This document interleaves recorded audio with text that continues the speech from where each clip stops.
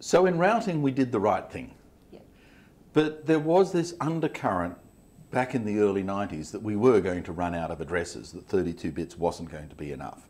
And the technologists did actually the right thing. They went and looked at the problem and designed a conservative successor to the existing protocols, IPv6, where the major change was just more addresses.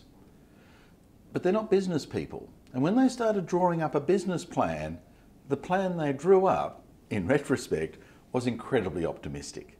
They kind of assumed that as we got close to exhaustion of one protocol, we'd all magically go into the next room and start using the new protocol. Life has been much more depressing than that. That in APNIC, we handed out our last general use IPv4 address almost 3 years ago. We've run out. And these days, when you knock on the door of APNIC and say, I'd really like some IPv4 addresses, the most you can ever get is 1,000. Now, networks, 1,000 is tiny. 1 million is more like it. And when we're talking mobile systems, 10 million, 20 million, big numbers. How do you cram all of those numbers into a protocol family that's too small? And the system we actually developed by accident was a system called network address translation, where a number of computers timeshare, to some extent, the same address. And these are called NATs. And for a long time, these network address translators were things right at the edge of the network, things that we bought at the boundary of our house to the network. So we could have a whole set of things inside our house, you know, laptops, televisions, etc. And they'd all appear from the outside as if it was one computer. And that was sort of okay. The only damage you did was to your parents or to your brothers and sisters. You know, that was where scarcity was rationed. But we've gone beyond that now, and the next generation of NATs are being installed inside the carriage network. So now I'm sharing that address with my neighbour. This has a lot of implications about how the network performs and works, because now scarcity is in ports. Scarcity is actually in the ability for parallelism. Scarcity is in long-held connections. And we're putting pressure on the way applications work, pressure on the way we communicate, because we don't have that sort of luxury, oddly enough, of having a plentiful supply of addresses.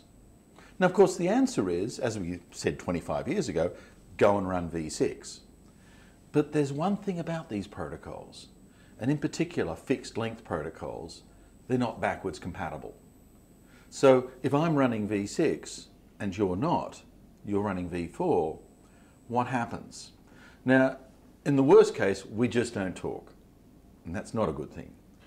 But if I can keep hold of my old v4 address, even if we can't talk in 6, we can talk in 4. When does the last v4 address stop being needed? Is when the second last v4 machine gets turned off. And so we're going to have to persist in running carrier grade NATs and running a lot of v4, while there are still folk who only have v4. So in this transition, rather than being led by early adopters, oddly enough, the entire timing and the need to continue to use NATs is being read by the late adopters. And it's not even the trailing 50%, it's the trailing 2% right at the back end of this transition that determines the timetable for everybody else. That's not what we expected, but it's what the business model of networking has foisted upon us. And that requirement is so overarching that even when we ran out of addresses in Asia Pacific, and a year later, September 2012, ran out of addresses for all of Europe and the Middle East, we still can't turn off v4. And that is completely unexpected. How long do we have to run with this? I'm not sure whether you have to be pessimistic or optimistic to say at least a decade. And even in my own head, when I think of trying to cram an internet 10 years hence, 100 times, 1,000 times bigger than today, into the same v4 address plan with NATs that must be supercomputers by then, something doesn't work in my head. You know, my brain goes boing and goes, we can't do that. Somehow, sometime, soon, V6 has got to be so ubiquitous that you can turn off V4. And I can turn off these NATs and I don't need them anymore. Because the network we're building at the moment is everything it shouldn't be. Expensive, fragile, brittle and complicated. And that normally translates ultimately into cost for the consumer, cost for everybody. We have better alternatives, but we need to orchestrate ourselves through this transition. And so far, that's not happening the way we'd envisaged.